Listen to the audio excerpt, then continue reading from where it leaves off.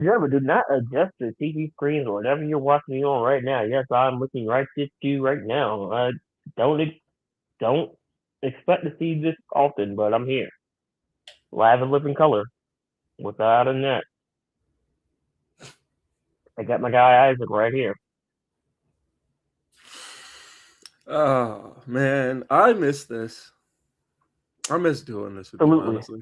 I miss this. I wish we can get our. I wish Brian was here. I know he's here. I'm going to He's a go bit. find him and put him in a bag and bring him. We no. Remember, we literally talked about that. We talked about going. It's not like we don't know where he is. We talked Right, I about. was like, We talked about. We're gonna go on a road trip one day. We're gonna go to Roanoke, find him, and bring him here. We said that we were gonna do that. I was literally in his backyard like 3 months ago. Yes, bro. Like, I didn't realize it. So what had happened was me and the wife we went on a little trip to a to a city that we've never been to before. We took this and it's something you could probably do. It's a what's it called? Scenic train ride. I do like trains. And yeah, and we ate up there. We got to see a lot of things. The food was really good. I'm actually going to put a my plate. Once I find it, I'm gonna go send it to you. I'm gonna just throw it in the group. Yeah, please do. You said a scenic train ride. That sounds cool. Yeah. So it was. I know it was at least two in the air in the state. We went out to Stanton, and Damn, that's it north. was. Is that Nora? That You was said out west. Stanton, right? Yeah, but it's spelled Stauton. Oh, Staunton. Yeah, I see it. I see it. But Oh, and the Shenandoah Valley. That's yeah. it's very haunted over there, allegedly.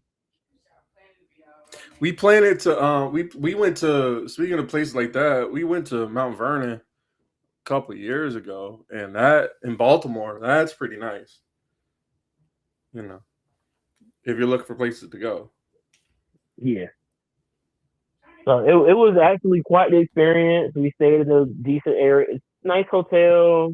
We was in the mountains, so plus it was still March, so it was cold. Oh, But I enjoyed. It was to the point where one morning we woke up. I think it was the same morning we went to go to the train ride. We got up and there was icicles on the top of the car. mm, So, mm. but yeah, I just put my plate in the car in there. It's called Scenic Train Ride, I believe, and Yeah, no, it's I'm on the local. site right now. Yeah, it's worth it. Oh, It was a Piedmont great time. Explorer, Piedmont, Gordon Lamb, They have drinks. Dinner Theater. I don't know if I want to see a theatrical performance on a train. I feel like that, I was I'd rather. actually was thinking about going to see. I think it was a Shakespearean play that was being. They have a I want to say it's a Shakespeare theater out there. We were contemplating that. There's a soul food spot out there that I really enjoy. It's not. It's like there's a food truck right at the trunk. So think about how well is no walk-in area. You just kind of walk up to this window and you order your food. They hand it to you and you keep moving. I still need to get back to Charlotte for obvious reasons. And that's a surprise because I was at Charlotte just at the end of last year when I went to the game between the Seahawks and the Panthers, and I didn't go to the spot. Hmm. So I'm kind of disappointed in myself that I didn't get the cover because I got to get the wife to taste how amazing that lobster mac was. Oh, and Cuzzo's Cuisine. Oh man, that that's some top. That's a top tier find. Like that was a top tier find. It really was. It really was, man. Yeah, Like I remember felt random too. Like he was like, "Oh, let's look something to eat. Well, here, let's find this," and then it ended up being one of the greatest things we ever had. So what happened was I remember how it happened because who was it? It was you, me. The first time or the second time? The first time it was you, You, me, and me, a and team. yeah, we drove and we So we drove. went. Where did we go? I remember exactly because I got the alert that this happened. It Fight for the fallen. was Fight for the Fallen in 2021. It was during the labors of Jericho before Jericho when Nick it Yeah, was he. Nick Gage on main event was Nick Gage versus Jericho. Yeah, And yep, I remember because we met a dude named Matt who was sitting in front of us. yep. And I also remember the other thing I remember is that you were resisting trying to sing Jericho's theme. Well, you ended up singing it. I ended up singing it, and that would be the Yeah. last time I ever sang Judas. Yeah. And then it was also which is honestly would be the last time for me too, because after that I would just watch people sing it on television. And then and then the other thing that happened was that was Why the was that? same night. That was the same night that Hangman and the Dark Order, the show opened with Hangman and the Dark Order versus the Yeah, the Elite. whole Space Jam thing, right? The Elite were Space Jam, but the Dark Order were like Dark Order mixed with Hangman with Cowboy stuff, and the Cowboy. I remember that entrance being really cool. Like I was so that's probably one of my favorite entrances I've seen live of all time. I Other was so than except for when I went to dumbfounded All in Texas. Except for when I went to All in Texas. because I was so dumbfounded when they started setting up the props and everything because they started having the basketball stuff. I'm like, what the Yeah, heck is going on right now? yeah, But it was yeah. actually pretty fun. It was. We got Match a was picture good with too. Griff. Yeah, we got a picture with Griff Garrison's parents. Yeah, yeah. I was I was dressed up as You Orange were dressed up as Cassidy. you were dressed up as Orange Cassidy, and I went as Mox. Oh, that was a fun time. But Yeah. yeah, the backstory between the our first experience with Cuzzo was we had just got to Charlotte. I'm about Yes. to go pull up this post because the way I worded it was I had some people clowning me for the way I worded it, but I do want to give the here it is.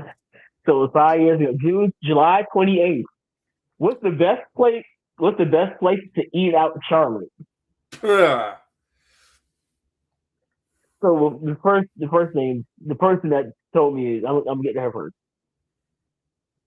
My guy Matt Jackson was like, Andrade might have a problem with this question.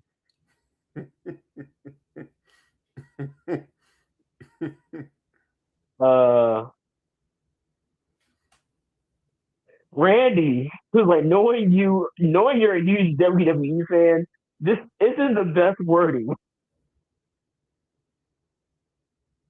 Another person puts a picture of Charlotte and says, "LOL." Oh, the picture of Charlotte is Charlotte flicking off the crowd, and it's just random people that were surprised that I was in Charlotte. But shout out to Michelle who gave us the suggestion of Cuzzo's. So she says Cuzzo's cuisine 10 out of 10. I said I got the fish and lobster mat. She responds, "You liked it? I love it. I'm like waiting on it now." She says, "Tell me if you like it. I definitely enjoyed it. I got the shrimp and wing dinner as well, but again, it's definitely 10 out of 10."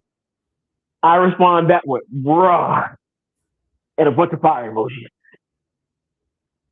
and then she says, "I told you."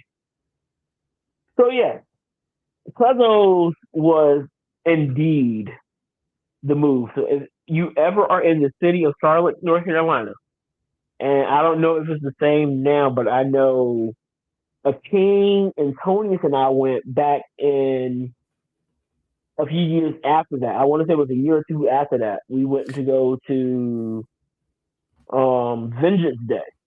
This I remember that. was I remember you posted Braun about that. Breaker. I think Braun Breaker was wrestling. I want to say it was Grayson Waller in a steel cage match.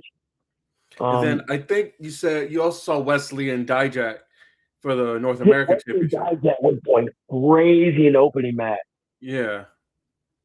That's when I want to say Davikato came back on NXT and he was officially Davikato and not Commander Aziz. So Davikato helped interfered in that match. No, who was it? Because it was a ball. Because it was me and this other guy. So it was a ball head conspiracy. Braun Breaker was wrestling somebody. No, somebody was bald that was involved in it. It was a ball head conspiracy. You said But it's from Vengeance Day. yeah, I want to What say it year was was that? It was probably 22. 20. It was either 22 or 23. It must have been. It was probably 22 because 23 we were we went to SummerSlam. That was the one show we went to. No, it was Saint 23. Francisco. It was 23. Yeah, it was 23. Braun was champion. Grayson Waller. The New Day was on this show because they wrestled. It was a multi tag match because Chase U was in there. The It Western was, yeah, I Heat. was looking at it now. Gallus defeated the New Day, Pretty Deadly, and Chase for the tag titles. Damn. I'm speaking of which, prayers up to what's the other guy from Pretty Deadly? Not Kit. Elton Prince. I don't think I think his career is probably cooked.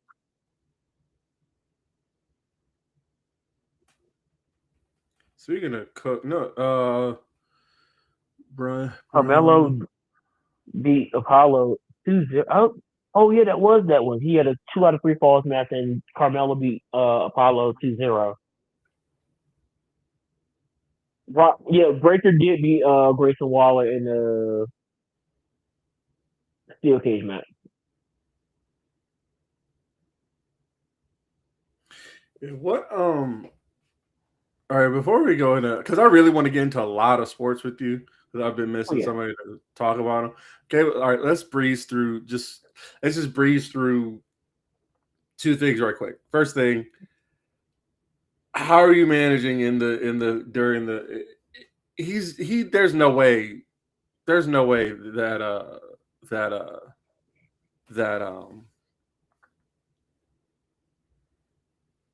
there there's no way everything's gonna stay red, is it?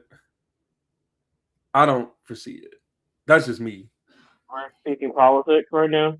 Yeah, I'm trying to just keep it because, like I said, I haven't seen you in a while. So I can't call it right now. At the beginning of the year, late last year, early this year, it was the whole thing about. Well, early this year, really, because I think we voted this year. But beginning of the we year, go to there was this last year. whole thing. Was it last year? This year's midterms. I was talking about the special election for the map. Yeah, yeah, that was this year. Yeah, that was this year. Everything is moving so doggone quick. But Yeah. they had this whole thing about redistricting. Everybody's trying to redistrict their maps and blah blah blah. Um, I don't I don't know because right now I don't think the Democratic Party has a true identity. There seems to be a power struggle within to the factions within the party that you're seeing a lot more. Um, I guess you could call them socialists.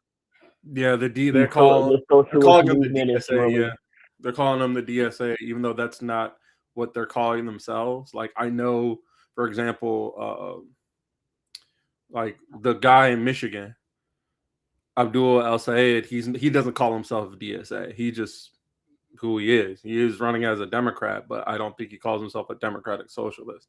Like not as far as the faction goes. I know Mamdani doesn't even call himself that.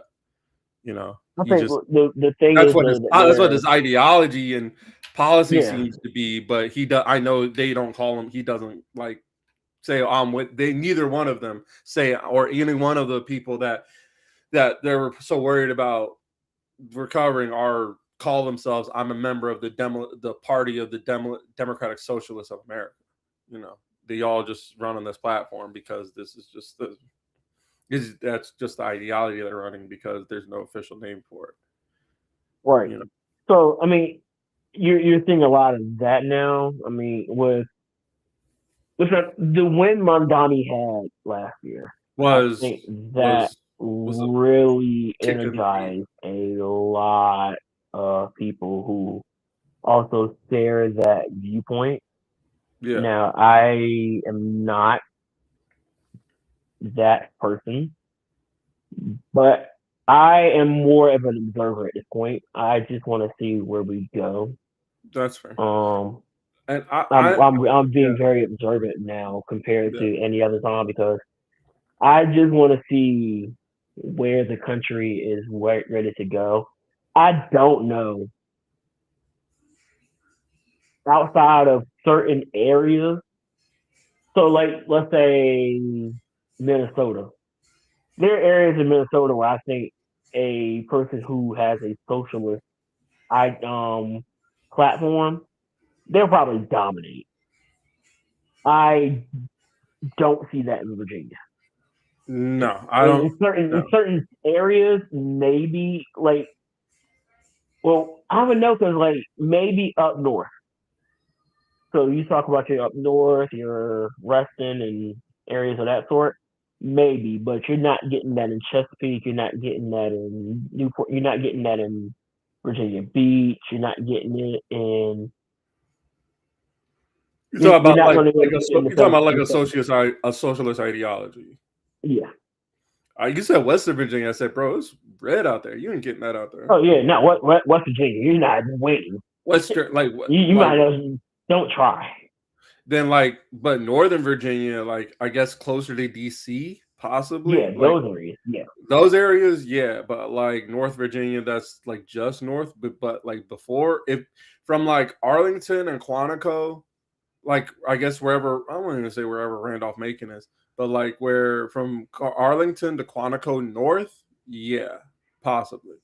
But like um from Alexandria from Alexandria down to probably Fredericksburg in between there, you're probably not going to get it. Yeah. And you're not really going to see a lot of that down south anyway. So from Virginia down, like the further you get down from Virginia, the less chance you're seeing a lot of it up north. Yeah, So that's north and why New yeah, York it is is doing. north. It That's is why mostly northern Mondani states. won. Yeah, You see some out west as well, but like when you start looking at the south, you're really fighting an uphill battle. Part well, of why I don't see didn't most of like the states, most of the states are like you know, there most of the states are dwelling in what they already have. You know, like Mississippi and Arkansas and Louisiana, they're like Gary Chambers just fighting a fight down in Louisiana, and like you know that's an uphill battle in and of itself. I mean, he's good, but like they've been rooted in a history of we've been doing what we're doing for this long, and we're gonna keep doing what we're doing, even though it's an abject failure. Not even, and I don't mean in the sense of I'm not even talking about the sense of like I don't even mean it's a failure towards black people. I'm talking about everybody. Like nobody's succeeding down there. do they see it that way? I know that's what I know I understand that, but I'm just saying.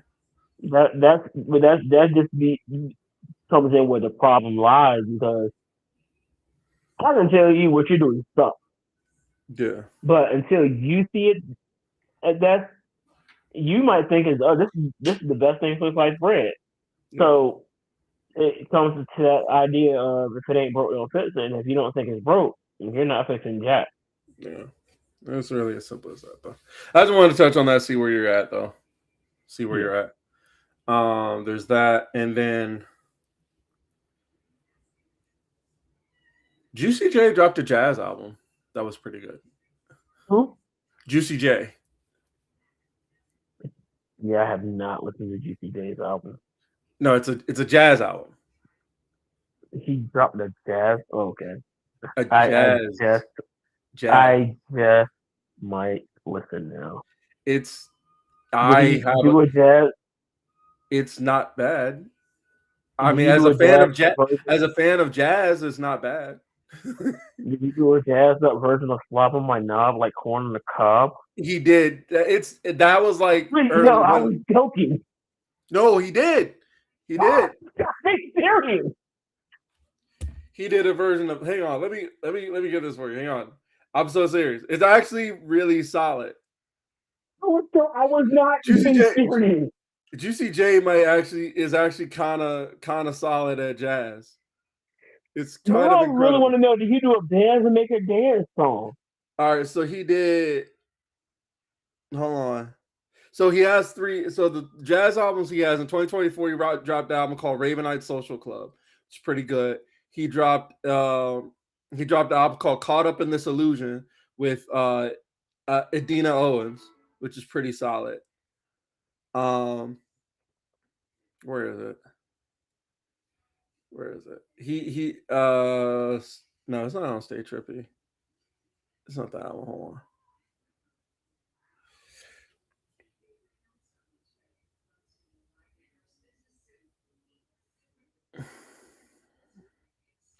Well, what's it? Hang on. Which version of the best day of my life are you doing, brother?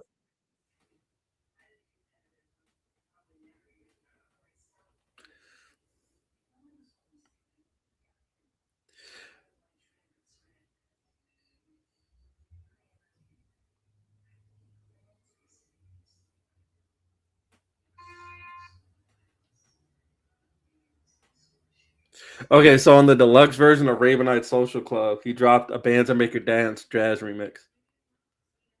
Okay. Yeah, it's actually here. I'm about to send it to you right now.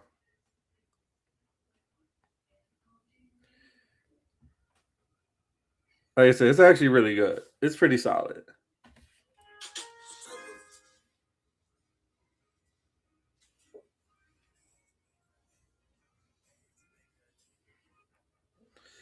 Yeah. They're going to be looking into this and where to go. Yeah. Anyway, so uh right. Let's see. So can we talk? All right. So moving on. That's the other thing I wanted to get out. So, oh, also Naito is world champion. Oh, really? Tetsuya Naito is the new GHC world heavyweight champion. That's the top Oh, he's champion in in. Noah? He is in Noah now. Yes, he left Japan and went to Noah. Him and Bushi went to Noah. Okay. Sonata is still in New Japan. Evil, well, Naraku is in WWE, which whatever. And and Tony D'Angelo is finally champion. I don't know what he should have been the one to beat Oba. I will forever say that because there was already a story there. I don't know what the purpose of that was. Um, and then Hiromu is gone from New Japan, but they say he's coming to WWE, but we're not sure. So who knows? Who was this? Hiromu. They people were suspecting that he's going to team up with Shinsuke. Did I read that right? Yeah, Shinsuke returned and said he's going to have Warriors coming. I said, well, I guess that's a way to bring in a Hiromu. That's a way. I mean, I think it's probably the better way to do it. I don't know. I've just everything I've seen on WWE is based on Twitter. I had the last WWE I watched was I wanted to see if they were actually going to go through with Oba and Brock, see how that went, and Oh, it was you 12 minutes missed of it was 12 minutes of whatever. Like honestly, you missed a really cool moment. I thought it was a cool moment on it, Raw Monday where um it's after Brock overbeats Brock. He comes out and says, "I'm the face of the company now. I'm the leader of the new school." Blah blah blah. He walks out. Braun Breaker has a matchup next, oh, the and they stare down. just stare each other down, and it's like, Well, that's an inevitable way to go. Honestly, yeah. I mean, it was cool how they did it because it was like throughout the entire match, Braun Breaker could not get his focus off over to the point where this man was literally, he got in the ring and looked at the stage and was just staring down the stage for like a good minute. And I forget who was he wrestling. I think He was that was the wrestling Joe Hendry. yeah, He yeah, was wrestling Joe Hendry, and yeah. Joe was like, I thought it was pretty. I thought it was a pretty neat way to go about it. There are some times where I think WWE had like they do well with certain things, and I think I can tell a lot of times some of the worst stuff that happens at the top of the card. And I'm like, yeah, this is a TKO decision, Yeah. and that's the I part that think I really think I aggravates me. think that's why I think it's like because you can kind of see the hands and everything. Yeah, You know and that like it's not in everything, but like you can kind of see like for example, like 100 days with no title defenses. Like, come on, and here's the thing, that just come on. happens to be a situation of you don't have enough time. Why are we doing all these belts? And that was always my issue. Yeah, I get it. You want to have more belts for the women. We're talking about WWE, right? Yes. Okay, okay, I because mean, like I don't think because anybody needs all these belts. Yeah, AEW, they use their champions, but it's so much and it's too much going on. All if I am in this situation where I am controlling the pin, I'm having a world champion, a mid card champion, a women's champion, a tag champion, or did I say tag champion already? you did, yes. And maybe a TV championship. Maybe. And that's only if I'm not going to use my mid card as the TV championship. Because what I happens is just you think lose. My fault. I just think we're talking about WWE, right? We're not talking about AEW. I'm talking about it in general. All right, Because so I've always said, okay, I've been saying AEW got too many too. Now they so handle it differently, but here's it's still that's too many in I my think opinion. that is my thing. That is my thing. Okay, if you have all these belts, and if you have all these belts, and you're using them, and whoever we see with them, I don't want to say we enjoy, but we at least see them to the point where we can form our own opinions about them. We see them enough to where we can form our own opinions about them. You know what I mean? That's one thing. You know what I mean? That's why I appreciate about AEW. Sure, you do have all these belts, but for example, on Collision, I saw Maya World, who's a TBS champion. She had minutes. I saw the women's tag champion, Divine Dominion. They didn't have minutes, but they had a segment where I saw them. Uh, Willow didn't have any minutes, but you know what I mean. But she's a world champion now. Well, But she had minutes. She had minutes on Dynamite. You know what I mean? yeah, Uh, and uh, I don't know why I don't know why Kenny wasn't there on Wednesday, but that's but whatever. I will He I had will say this though, with what you're saying, Edge and Christian had WWE minutes does get on the Dynamite. minute, and here I think that's why it doesn't look like it looks differently because I can't think of a champion that's not on TV. Everybody's complaining about Liv at while she's champion was she just had her first title defense since WrestleMania, I believe. But she's been on TV weekly. Every champion, if they're advertised on TV, Roman Reigns, even though people thought he was not going to be there, he's been on TV pretty consistently compared to what he has been doing prior to his reign. I just I see what you're saying, and that's great. If like I understand how that business model is, but at the same time, I'm like, yeah, it's good to see them, but I want to see why they're champion. Yeah, You and know what I that's mean? where Like that's I the think issue. that's why, and I think that's why I love. I was telling somebody else this. Like I love Roman Reigns. Like Roman Reigns, you know how I feel about Roman. You know what I mean. But as of recently, while I do love Roman Reigns, I think Mox is the best wrestler ever, is the best wrestler in the Shield.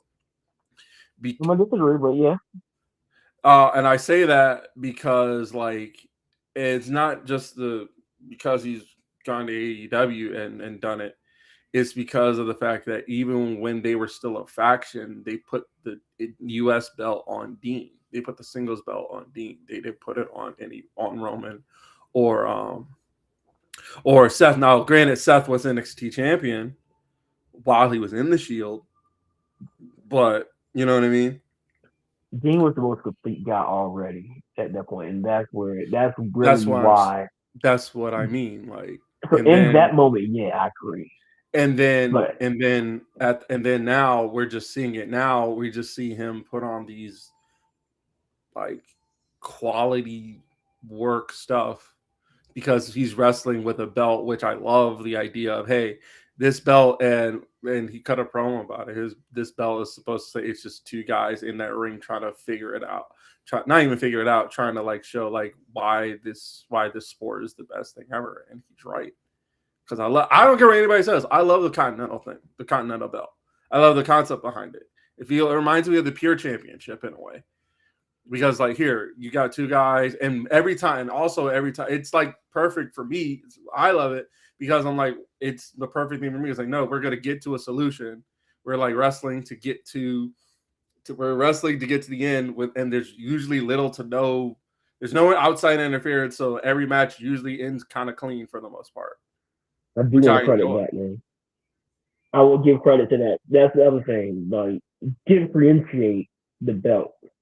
So back in the day, it made more sense to have a cruiserweight championship Yes. because you weren't seeing cruiserweights go for the big belt. So you Right. got something for them to fight for. And so, yes, I think outside interference is overdone regardless of company. Yeah. So them having that belt that okay, if we're going to spam this part of a match, let's differentiate something so we have this for people who are tired of seeing it. So okay, now we have something to really indulge in there. So I get that. I still feel like they have way too many, and But they my use reasoning them, is, yeah, they use them, you know. but importance starts to become you can't everything can't be important Why not? Everything. because I think. I think. you only I have think. certain amount of time. I know, but I'm saying if you put it on there and make it like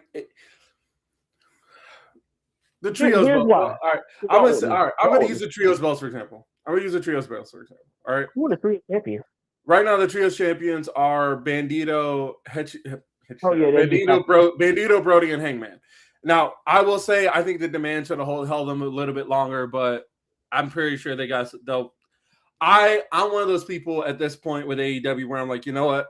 I'm not going to argue with people on the internet trying to figure out what the hell is going on about. Yeah, stop that.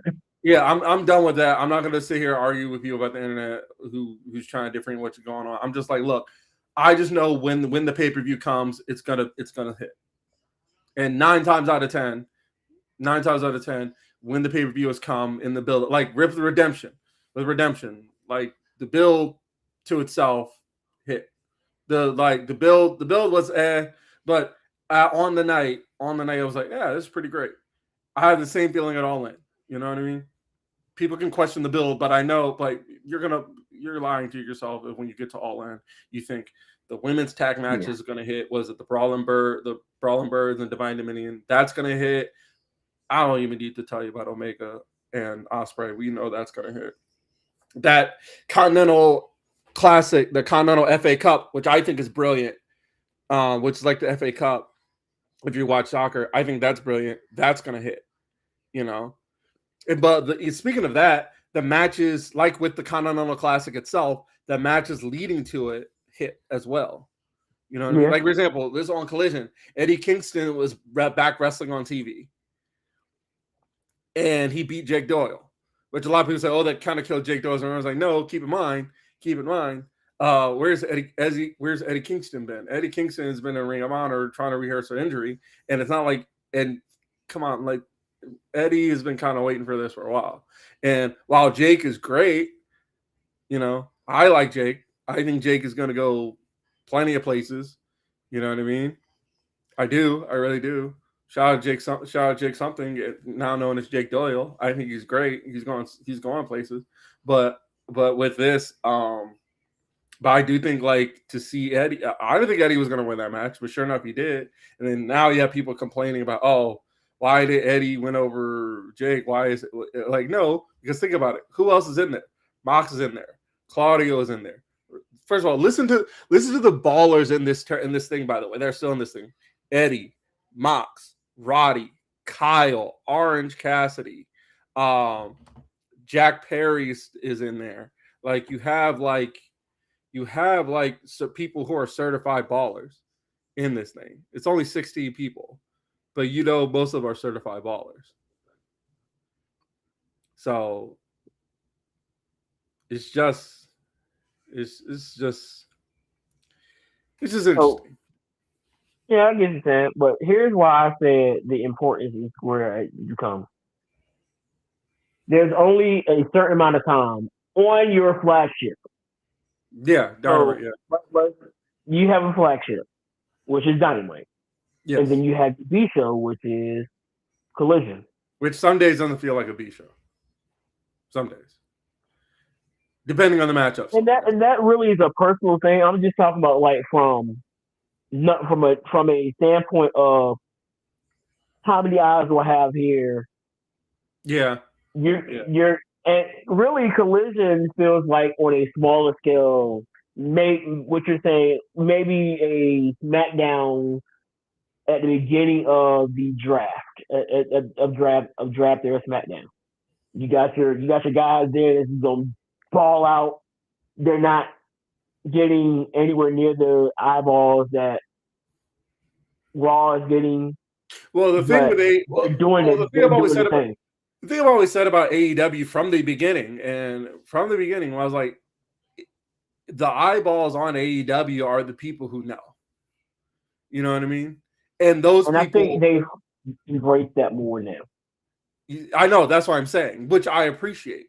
The fact that look, these people. You know what I mean? If you've seen these people, you should know everybody we're putting on TV. We've given you. There's enough time for you to figure out who these people are. Like when Blackheart Leo Rush debuted on Dynamite, everybody was confused. Like, I don't know. Me, somebody who knew about Blackheart Leo Rush from seeing it on the Indies, I'm like, I get it. I love it. And now look at him. Now, speaking of which, he just won another belt from House of Glory. And then he just won the House of Glory Cruiserweight Championship. And then he's also the current Ring of Honor Television Championship. Well, I think the Leo Rush thing, people knew, and I think people just forgot. Because Leo Rush you remember, before Leo Rush came to WWE, he was under fire for a moment where he was Blackheart Leo Rush, where he fell through the table and no-toed it. Right. Do you recall this?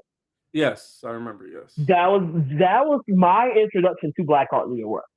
I'm saying since then, yeah, he just got. No, I know. Well, but I'm saying since then, it's been a dramatic turnaround. Since then, he's had a match with Amazing Red that was really good.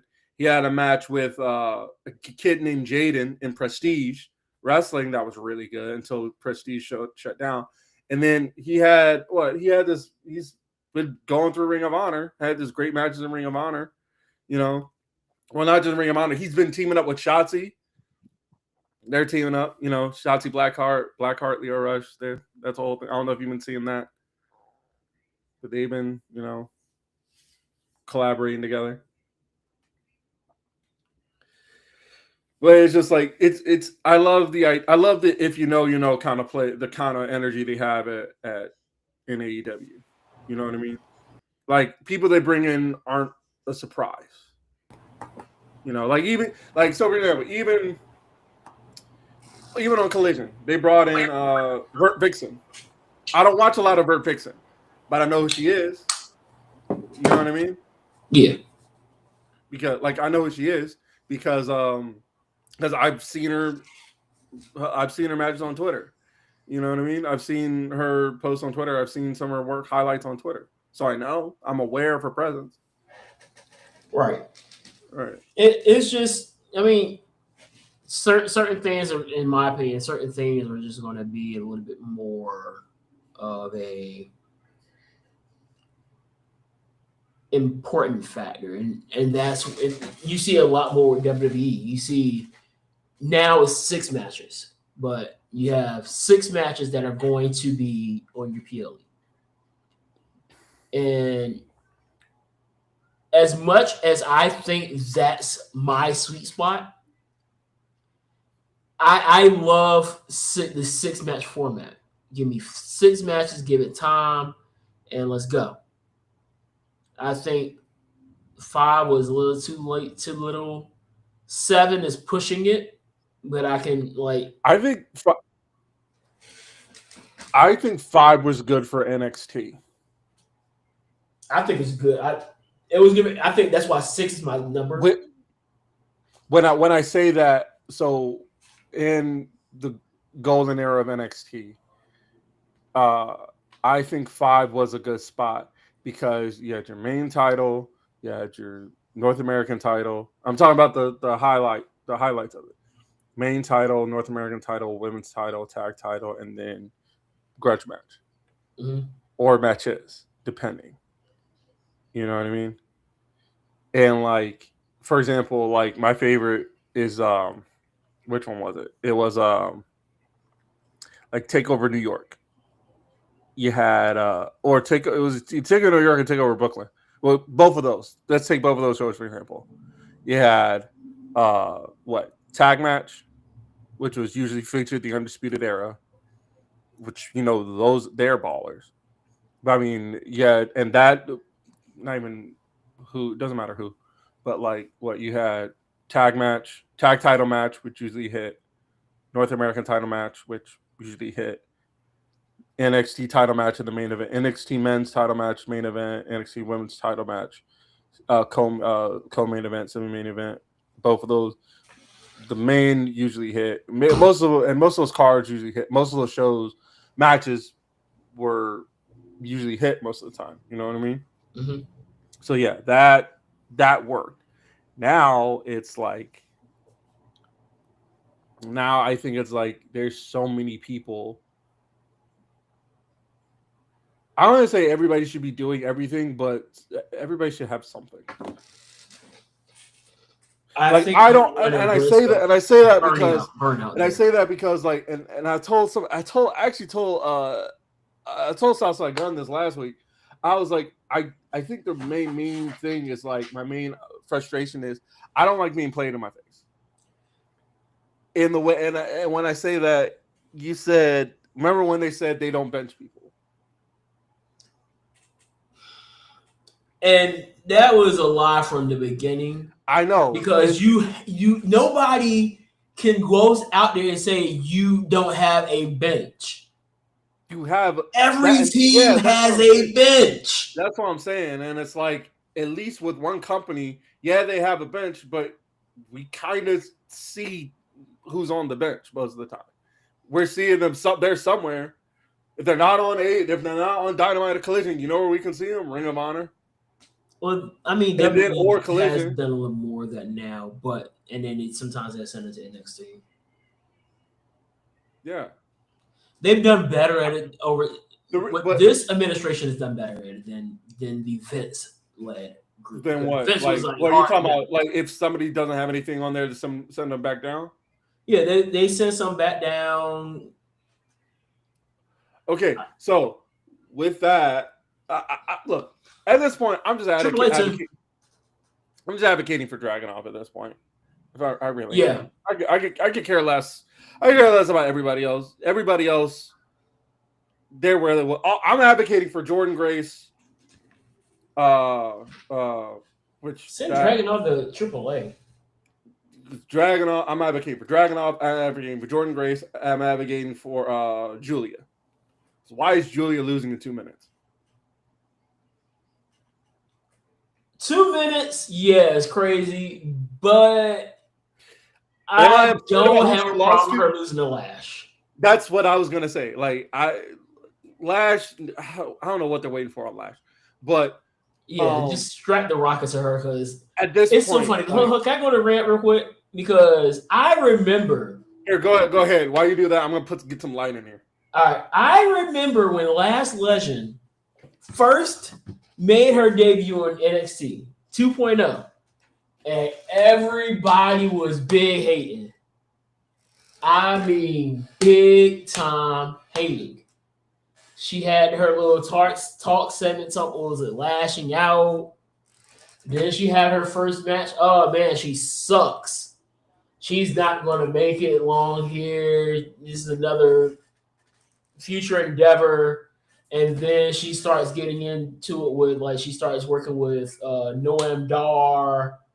And I think outside of Noam, she's the only one left. Or Noam and her is the only ones left Metaphor. Yeah, And I heard that Mara is probably going to AEW. Yeah, Mara's probably going to AEW, but shout out to her for being for finishing out her TNA obligations. First. She's going to AEW because her boyfriend's in AEW. I was saying, who's her boy? Jet. Her boy? Oh, I didn't know that. Yeah, I didn't know that. She I follow her on Instagram, and she's always posting them together. So, and then Miles. We saw him, didn't we? He's Shonda is in Ring of Honor. Actually, no, he just got picked up by STP. Oh, so he's finally on. He's been on Ring of Honor for a minute, but he finally he's teamed up with STP. Is he going by Tahuti? Yeah, Tahuti. Yeah. So now it's him. It's Tahuti. So now it's Tahuti, Shane, Lee, Trish, and the Infantry. All right. And apparently the STP has reached out to the Hurt Syndicate. All right. So this is my last thing about wrestling because I saw this with Wait, was that? I don't know who that is. You don't recognize that name? Eddie Brock 757. Or am I thinking of a different Brock? Not Chris. Oh, okay. Yeah, that's what I was thinking. I was like, wait a minute. No, it's not Chris. Oh, yeah. No, I was like, Eddie. No, I was like, oh, never mind. Carry on. So, he had I guess he had an issue because his first appearance on SmackDown, they referred to him as who's Jeff Cobb. And then the following week, they referred to him. They gave him his new name, JC Mateo, which I don't care for. I actually have something about that myself. But I don't. I'm not the person that comes up here and cries about a name, because even with who's the newest name that everybody's kind of crying about right now? Cruz Montana. I don't mind Cruz Montana. I don't either, but it's pretty cool. Like my thing, and this has been my thing for years. You remember a few years ago when everybody was crying about Gunter? My thing with names was like, what was wrong with the names they already had? I get it. And I didn't know what was wrong. Like, I didn't know. I still don't know what's wrong with what was wrong with Walter. It's branding. They wanted to have something that they had intellectual property of. That's all it is. When it all comes down to it, green. Yeah, so they can't really. They're not going to try to say Walter's name. So they're like, all right, we're going to give you this new name because he wasn't the only one at that time during that time period. You remember Raul Mendoza? Yeah, Raul Mendoza had been Raul Mendoza since 2016. And then he was Cruz del Toro. Classic. Then he was Cruz del Toro. And now he's Cruz del Toro. Yeah. So it wasn't just Gunther. Matter of fact, Bartel, I think had Marcel Bartel. It wasn't him. Other guy. Fabian Eichner. Fabian Eichner went to Giovanni Vinci, and then Marcel Bartel went to Ludwig Kaiser. Well, I think he was already Kaiser, right? No, he was Marcel. He was Marcel Bartel first. Yeah, because I remember. Right. because I remember when he debuted in NXT, he had like a match with an enhancement match with Keith Lee. It was him He and was Marcel Keith Bartel. Lee. Yeah, Marcel Bartel. He was Marcel Bartel. Same thing with Damian Priest. Damian Priest was at one point Punishment Martinez until You know what I thought about? he was Punishment Martinez when he faced Matt Riddle one time, and then they changed it later to Damian Priest. Same thing with Alistair. I don't know if you remember the UK tournament, the initial UK tournament where it was he was Tommy in that show, and then he became Alistair Black, and now he's Malachi Black. Now I guess he's going back to Tommy in and he's bald. Yeah, I saw he was bald. I was like, oh great, more bald people. Yeah. Well, he's not conspiracy. He's not going back to AEW. Which, all right, so I got to say this. He's definitely going back to AEW. Huh? Definitely not going back to AEW. Well, of course not. But the other thing is, it's like, here's what I want to say about that in regards to Jeff Cobb. Because I do want to get to sports. I want to get to talk about so much sports because there's a whole 2 things I want to talk about. Big thing I want to talk about there. The whole thing with Jeff Cobb. I'll say that story about Jeff Cobb. I'm like, I want to believe, okay? I want to believe that these people who have been wrestling outside of a WWE system have at least, I want to give them the benefit of the doubt that when they're being approached with these opportunities to sign with WWE, that they're being not given the complete truth. Okay. They're probably not getting the complete truth. Okay. When I say that, they're being sold on something that says, "Hey, we're gonna bring it in. Here's what we're gonna do. Here's whatever, buddy, and all that." That's what I believe. All right, but I believe they're being told that we have these opportunities for you. Here's these money and all this other thing. They're being sold a dream. All right. And I understand that. And for most of them, I understand that is the dream. That's where you want to be. I get it. I totally get it. However, I refuse to believe that you're choosing to sign to some place where you say, I want to go here and show I can be the best wrestler. And you're not watching the product before you get there. I in my brain, okay. I in my brain cannot comprehend the idea that I'm saying, oh, I'm like, for example, when you apply for a new job, right? When you apply for a new job, you're going to research whatever company you're going to, and you're applying for a job. And you send your application, resume, and all that. And then they say, "Hey, we want to contact you for an interview." Mm-hmm. When you get contact for the interview, you say, "Okay, while I'm waiting for the interview, I'm going to research the company, see what they do, see how long they've been around, all that kind of stuff." Right? I want to give. There's no way. With all the technology and all, there's no way these people aren't doing that. Because if they were, the idea that you want to go to a company that is not, I'm not going to say they're not big on wrestling, but you're going to a company that and say where I want to go here because I want to wrestle. And you're signing with a company that's kind of not their biggest priority. Do they have wrestling? Yes. Is it the best? No. Are you probably going to get a shot at it? Maybe. Depending on where you go. You know what I mean? Right.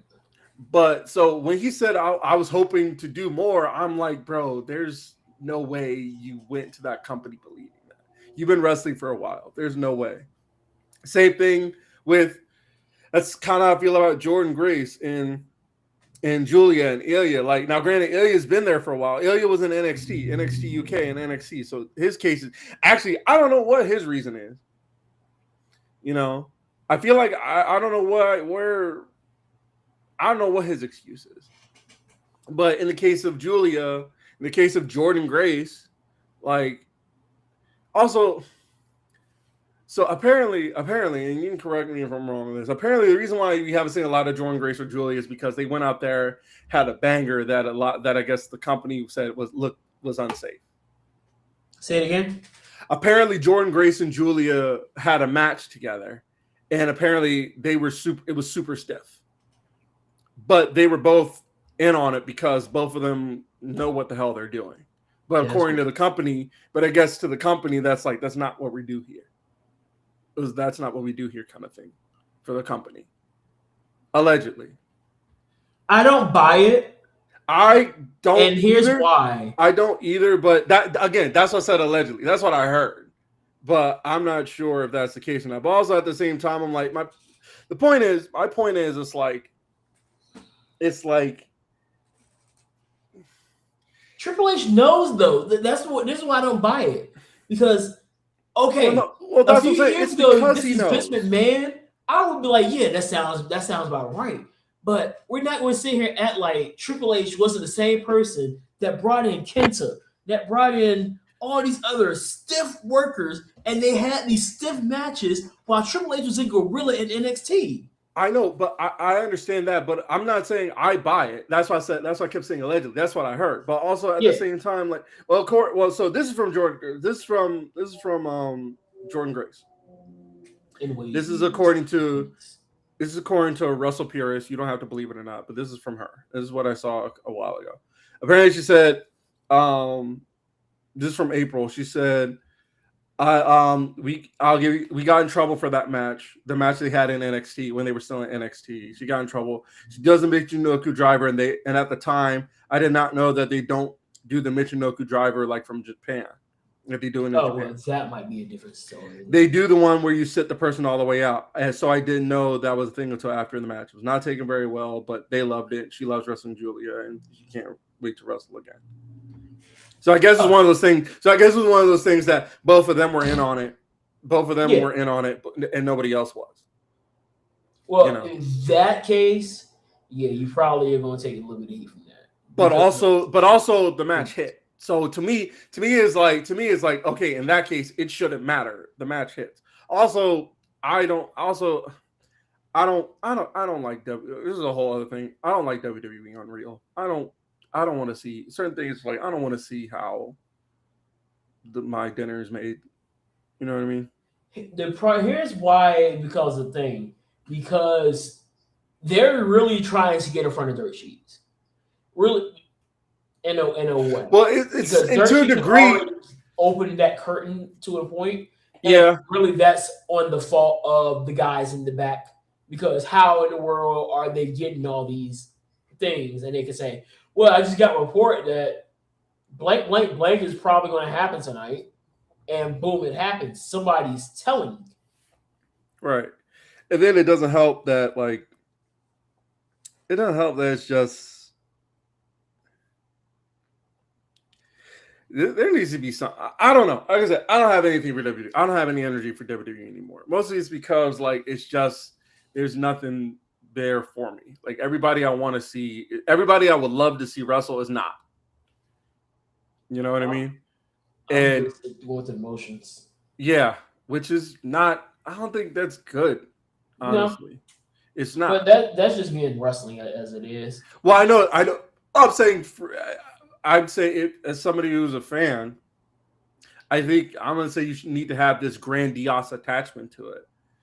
But to go through the motions of it is, to me, like I know I can't go through the motions because what I've realized is WWE is really trying to remain with that family-oriented mindset because that's what money's at. Let's just keep it above.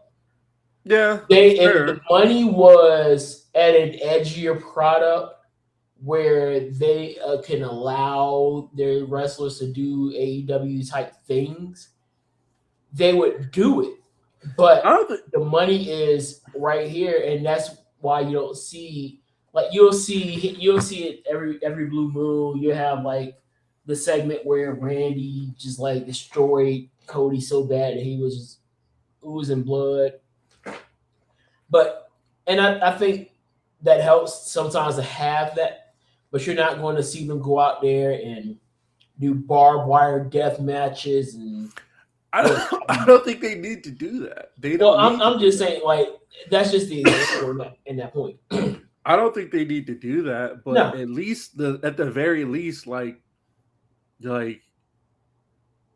like show your wrestling. You know what I mean? At the very least. That's well, all I I'm mean saying, you know. their base doesn't care. And And that's the yeah, thing. That's the thing that I've been saying for the last year plus. Everybody's like, "Oh, the show sucks. This blah blah blah is bad. Is bad." But when you start looking at their numbers, they're still used. Like, yeah, you'll have a few shows here where they'll have like 6,000 people, but then you'll have Raws that'll be like. If I go look up the ticket sales right now, I'm pretty sure they probably got like 8,000 for Raw tomorrow. I'm not going, but I know people that are. Like, hold yeah. on, this might be a. They don't even have it up yet. There, no, they just say forget Virginia, What's but up? like SmackDown on the seventh, on Friday, SmackDown probably got 10,000. At the post that Rush Six has, they have it 9,993 tickets. Hmm. Des Moines, I mean, it's Des Moines, so that's 6,600 right now. As of August 1st, Worlds Collide had almost 7,000 tickets. So it depends on the area that you're in. You're going to have a decent amount of tickets sold. Like the 27th of July, 14,000 people, 14,000 tickets are sold for the show in Inglewood. So they're still getting 10,000 here, 13. That's Saturday's main event. But you see they're still selling well. And that's the part that like everybody was like, "Oh, this is 2019 all over again." I'm like, this cannot be 2019 when 2019, 2018, 2019 WWE, it was so bad that they couldn't use all the camera angles they wanted to. Go back and watch those episodes and see how many times they panned over to the other side of the crowd. Matter of fact, I was at the Raw. I forget what year it was. It was Memorial Day. I went with one of my friends, and we could see how bad it was. Bad how the hard cam side was not touched.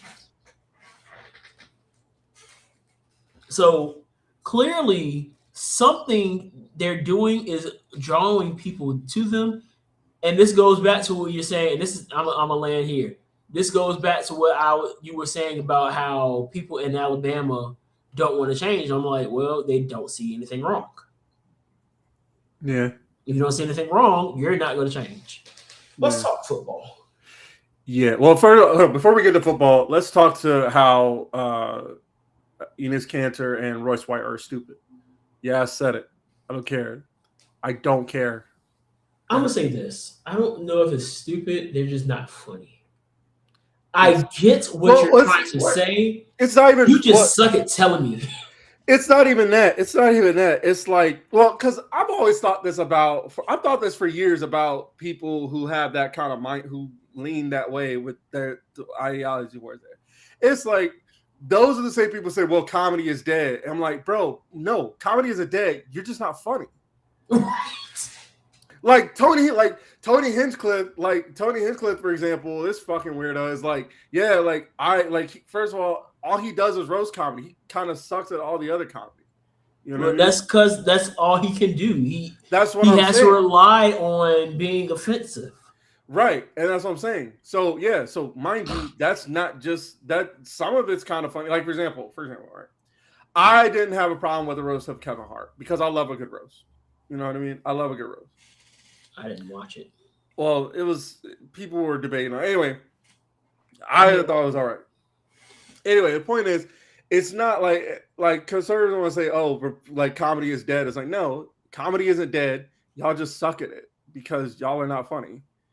Because all of your comedy is to be offensive towards all these. Like, you're just making all these jokes like, yeah, how about these? How about these blue haired people? And then it's like all these people who the base of comedy. Like at the end of the day, comedy is an art form, and Yeah. you're an ideology who doesn't care about art. Why? Because you're trying to get it out of the schools and pretty much out of everywhere.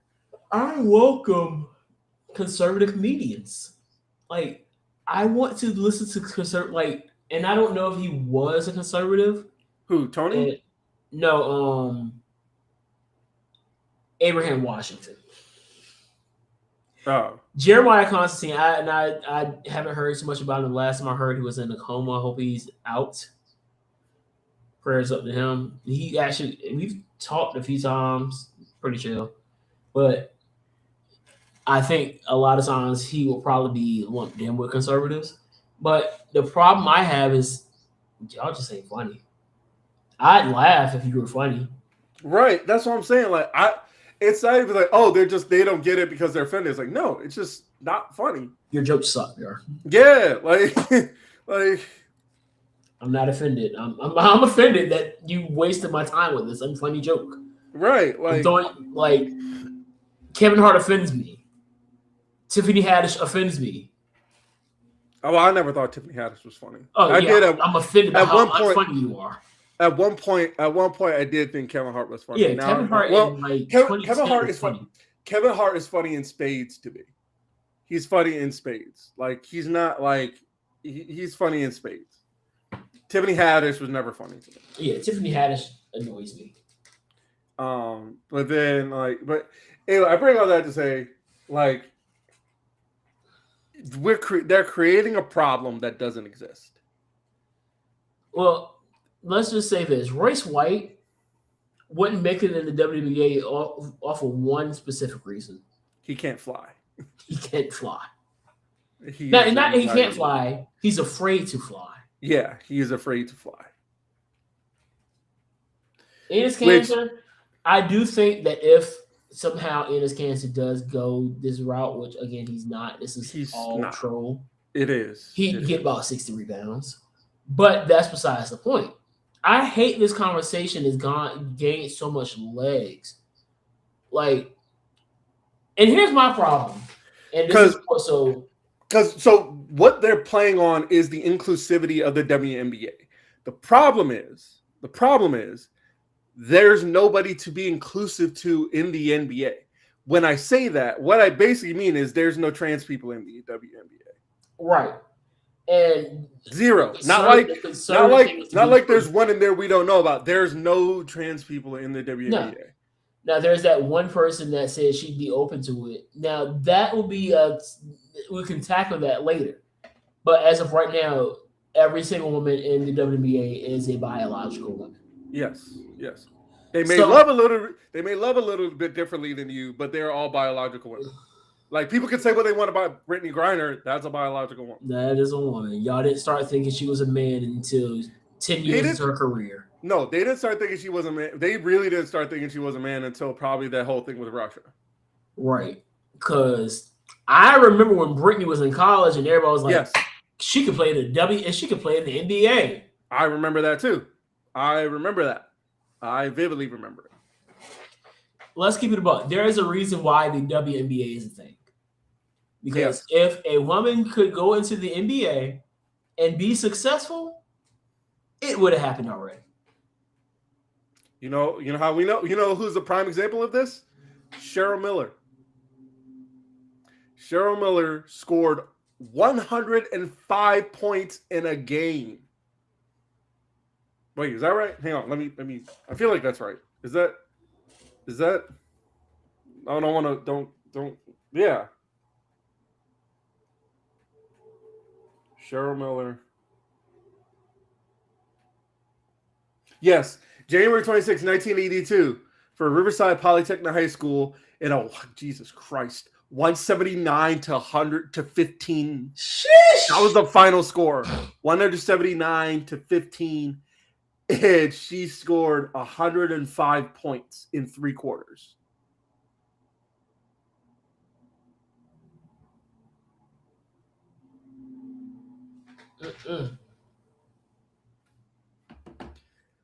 They were also saying the same thing about Lisa Leslie. Right, but it doesn't happen. Matter It of didn't fact, happen. even I think it was Venus said, like, as great as she is, she would not want to play with guys. Right. I Wait, coach Venus Williams? volleyball. I coach boys and girls volleyball.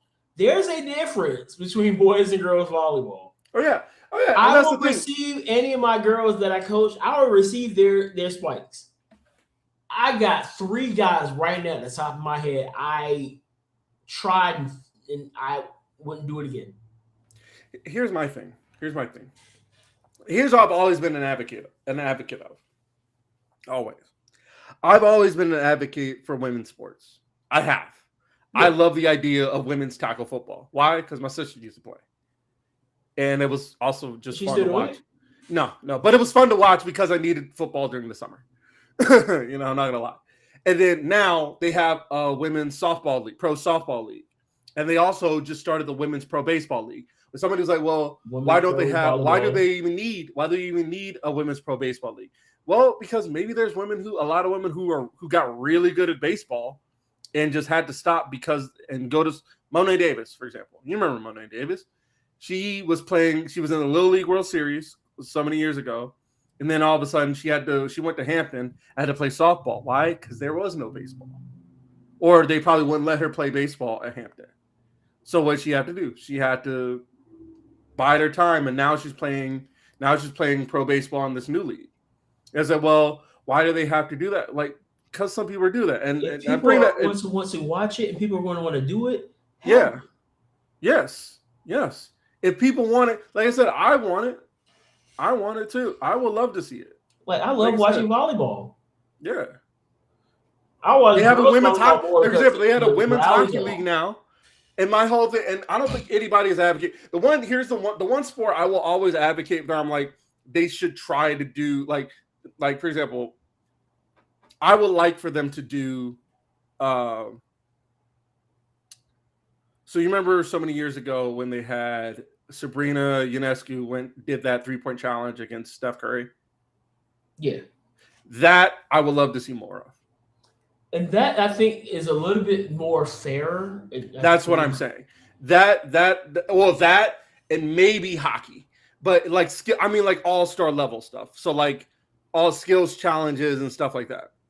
I'm not talking about like a co-ed game. I'm not talking about that. Yeah, like I'm talking about like one-on-one. Like I wouldn't have her go one-on-one against stuff, but like having a 3-point shootout. Yeah, like a 3-point shootout, or like now. Here's the only thing: are you playing on the same ball? Are they going to be using their ball? Because we do know that they have a different ball. Blah, blah, blah.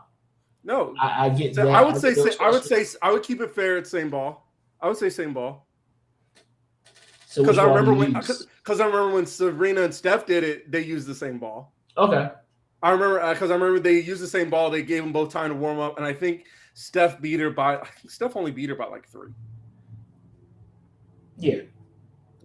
But my thing is, that's what I'm saying. Plus, the other thing is like sport. I always believe that, like, also the other thing about this is like people act like this is just. The average dude can't do this. Can't do it. No. That's the thing. Like, people acting like themselves coming off the couch can just say, I'm a girl, I'm gonna go to the WNBA and just dominate. Stop it. You're lying. That's not like, please stop. Like, for real. They say the same thing. No, they say the same thing about the women's league. So my favorite thing to watch is men who say they can hit a softball pitcher. Watching men try to fail to hit a softball pitcher. No, that is hilarious. Because you've watched softball. You see how that ball moves. I coached a few softball players. Oh, so you know. Yeah, It's impossible. I can't even imagine it. I was can't. this close to being an umpire for softball years That ago. sounds like a dangerous job. I mean, it is a My dangerous dad did job. it. No, my dad did softball too, but I'm saying like that just sounds like that doesn't sound safe because the ball's coming in at a really crazy rate, and then and the ball is bigger, so Yeah, that goes foul off. Like one of the girls a few years ago, I used to always pick at her because I was trying to learn how to pitch, and she actually one day handed me a ball. I was like, "The heck is this?" you can't, yeah, you Because can't I was tell like, me. "I played literally It's this. baseball." It's literally this. Like it's the ball is like it's like that. Like it's wild. Like we're at a point, you're going to have to at least give the respect that these women are still elite athletes. Yes, yes, yes. And this whole, like I said, They're still in the we can't. top percentile of humans. Yes, we can't keep acting like this is a whole, like we can't create a non-issue because this is a non-issue. Yeah, It's a non-issue. There are no trans people. I don't even know. I can't even think of a sport beyond pro wrestling where there's actively like trans people advocating to get in it, except like or even in it other than there was swimming. that situation with volleyball like 2 years ago. I don't. Well, there was that, and then like what was it? Swimming. I It guess was swimming. but I'm saying, but even in there, Track. the swimming one was hilarious because I'm like, well, that's why I think Riley Gaines is such a See, grifter. my whole thing with her was right problem, wrong person. Right, because I'm like, because you were fifth. You weren't even going to be on. You weren't getting you weren't anything out of this. Yeah, like you weren't there, and neither was she. You know, neither was that. Neither were that. So I was like, so what are we really doing here? But anyway, it's back, bro. It's time for the repeat. Okay. Please don't say that y'all going to the Super Bowl this year. I did, bro. I just said okay. All right. All I said was okay. All right. Because I already know what's going to happen. Yeah, baby. You know it. We're going to the Super Bowl. I was going to say. Dak. We got George Pickens. We got Overshown. We got who else do y'all have? We have Caleb Downs. Trade for somebody this offseason? We drafted Caleb Downs at 11 overall. Caleb Downs! Who looks really good in camp, by the way. Hey, man, it's camp. It is camp. But Jadarian Price also looks really good. So. But also, that's just camp. But also, we have a new defensive coordinator who I'm very encouraged by, considering we had a terrorist as our defensive coordinator last year. I got you all winning the NFC East.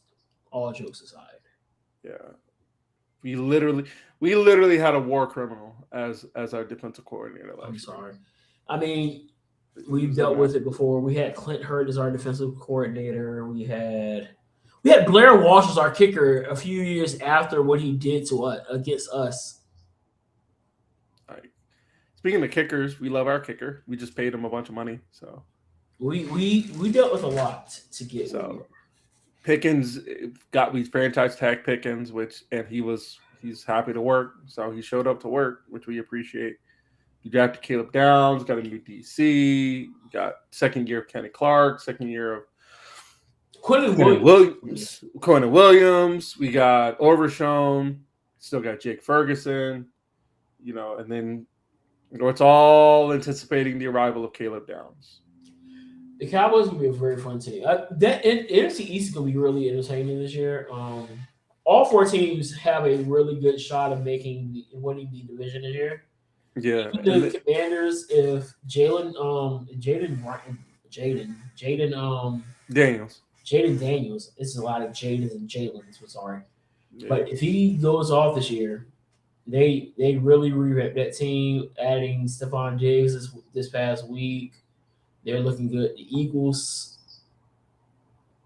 I mean, the Eagles are the Eagles. They have a really, really good defense, and Jalen Hurts is, all jokes aside, a good quarterback. I'm going to say it. Jalen I Hurts was is gonna say a good I was quarterback. gonna say the same. I was gonna say the same thing about Dak Prescott. Dak Prescott is criminally underrated and overhated. I'm gonna say it. He is. Overhated and underrated. He's ridiculously overhated. Ridiculous. I'm not even. All right. I'm gonna say this as with non-bias. I said it. I'm not biased. Watching how Dak Prescott just treated is very, very crazy. It's because this is Cowboys, and that is literally it. Because people try to make. I will not go. I told somebody that I said, here's what I will accept. I will not accept. I will only accept Dak Prescott as a top 5 quarterback. I'm not even saying this as a Cowboys fan. I'm saying this just universally. I don't know about top 5, but I was going to say, okay, at the very least top 10, but also I'm going to need to hear 9 through 6. So you don't think there's 5 quarterbacks better than Dak Prescott? No, I'm saying if Dak Prescott is 10, if he's 10, no, here's my thing. If he's 10, to me he's top 5. If he's 10, give me 9. I want to hear who is your number 9 through number 6. No, I want to hear your 1 through 5 now. My 1 through 5. Yes, because you just said he's top 5. So okay, so if Prescott's at 5, right? Okay. Prescott's at 5. I will give you Josh Allen. I'll give you Patrick Mahomes. Okay. I'll give you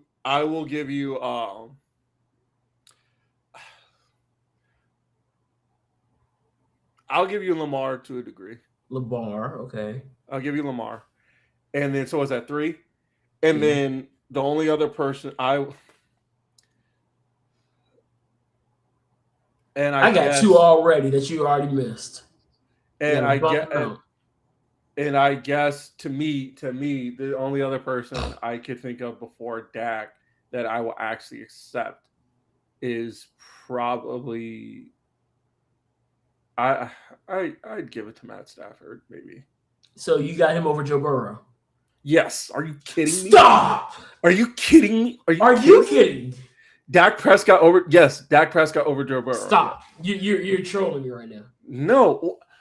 Bro, the dude has a play. The dude he's all right, Joe Burrow. He's not what? Here's my thing with Joe Burrow. All right, I like Joe Burrow. I think he's a good quarterback. The problem is like his offense stink. They stink. No, they don't. The defense is what stinks. When I say that, it's like I look at them and I'm like, I'm never impressed. I'm not impressed. Well, he doesn't have a run game. That's what I'm just not impressed by. So, no, that's the impressive part about it. You're doing this without a legitimate running game. He hasn't had one in 2 years. I'm not saying he's bad. Now, I'm not saying he's bad. I just don't have him over Dak Prescott. When was the last time Dak Prescott didn't have a run game? I don't know. I was not a fan of whatever year we had where we ran Zeke out there at 15 when he was wearing 15. Y'all still had Tony Pollard.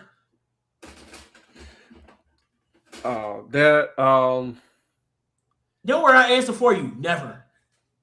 Yeah, we've been pretty decent on running backs. We have Felix. We put Felix Jones out there one year and did pretty solid. But y'all had Darren McFadden get 1,000 yards. We had that. We had Marion Barber, rest in peace.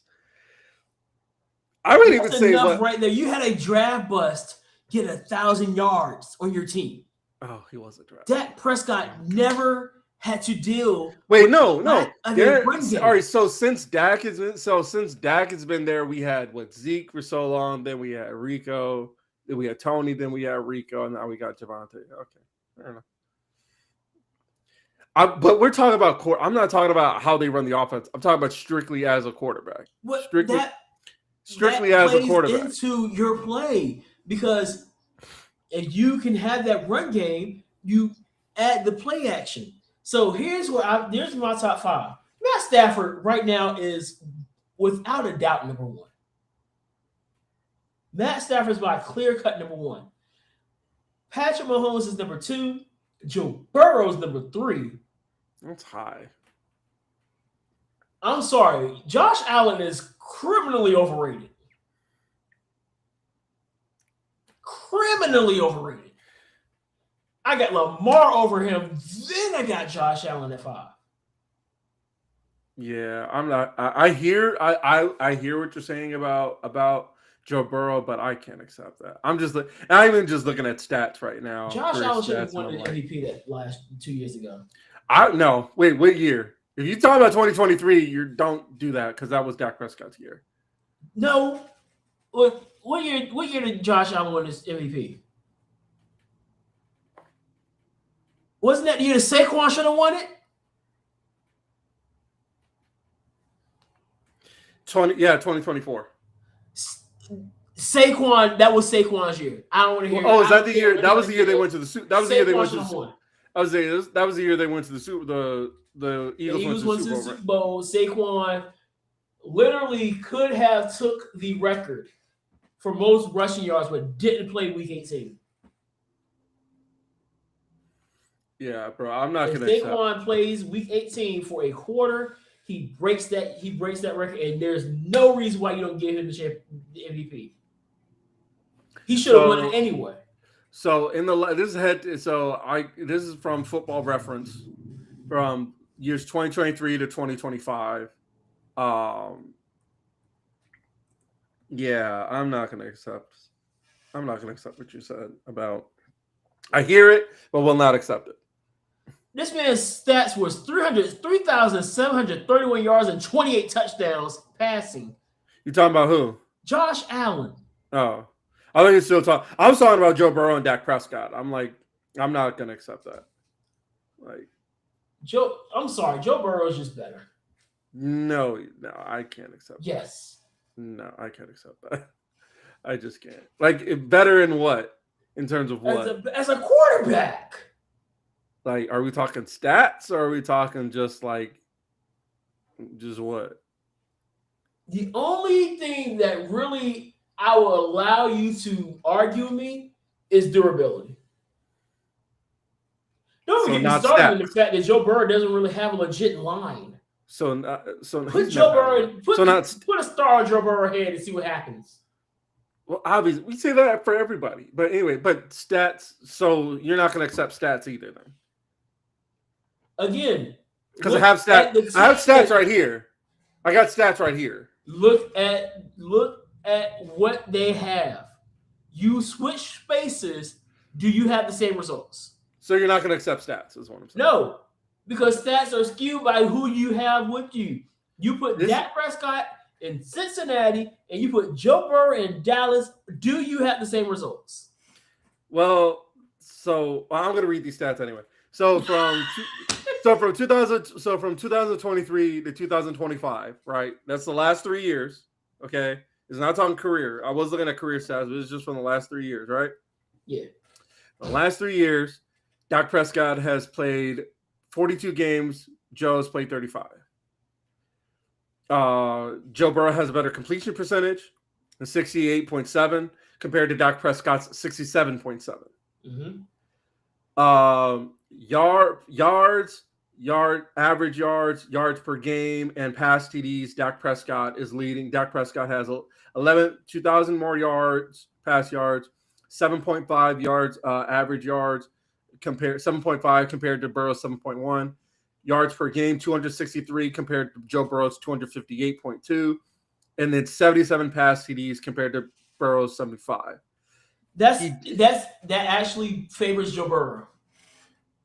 You're talking about having 77 pass TDs compared to 75. Yes. How? How many games did Joe Burrow play? Okay, all right, 35. He played seven less. Seven less games. So I want to do that. Span. So 7 less games. You said it was a 2,000-yard difference, right? Yes, 9,036 pass yards to Dak Prescott's 11,046. So 286 yards per game. 258 yards per game. I mean, just a 285-yard difference per game. Yeah. So Wait, no. Wait, hang on. I'm talking about within those 7 games that Dak Prescott had more. No, yeah. So 2,000 yards, 2,000. So literally 2,010 more yards, and then so like. And what's Joe Burrow's average yards per game? 258.2 to 263. Okay. And then pass rating and interceptions 20 compared to Dak's 27, and then 101 passer rating compared to Dak's 99.4. And then rushing, everything else rushing. Dak Prescott has more. Yeah, so rushing attempts, Dak Prescott's better. rushing attempts, yards average, and TDs.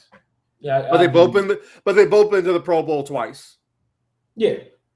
So I mean, I don't even count Pro Bowl no more. Pro Bowl and Shadur is a Pro Bowl. Yeah. And the record. Oh, and the records as QBs is Dak is 22, 19 and 1, and Joe Burrow is 19, 16 and 0. Yeah. The only one was the tie against the Packers, which the Packers are cowards. I would have rather the Packers are cowards. They should have beat us. Like, I don't know what they were thinking that game. They should have beaten us that game, and I don't know, and they didn't. I don't know what happened that game. They should have beaten us. We honestly had them until the end because they kept that extra second on the clock when they threw that pass at the end. But whatever. Yeah, I don't get it. But whatever. I need to go ahead and we need to go because I definitely need to get some food before I go to bed. Yeah. But yeah. I can't accept that. Hey man. Yeah. One's been to a Super Bowl, another one has yet to even go to a championship game. I still can't believe Naito's world champion. That's good for Naito.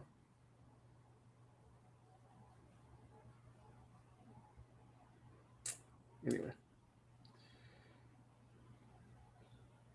I got a little bit ahead of me.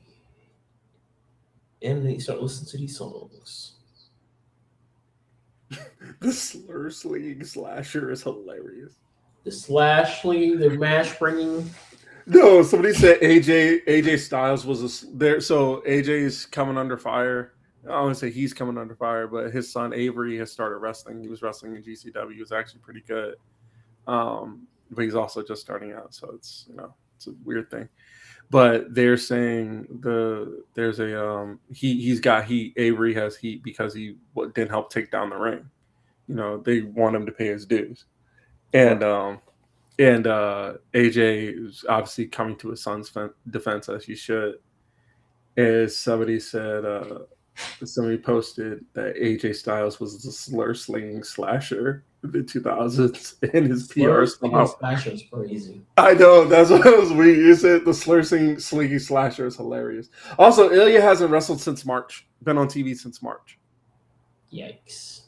Yeah. I miss my guy. I miss him.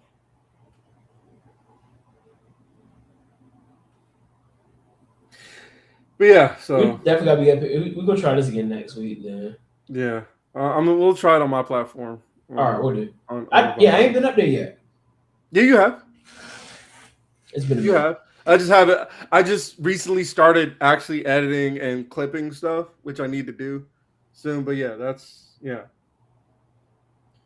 So yeah, need to get back on and doing that. So. Yep. I'm ready to. I gotta go to bed. So yeah. With that being said, y'all, we'll get up out of here. Peace, love, Pop Tarts. Remember to drink your water. Yeah. We out.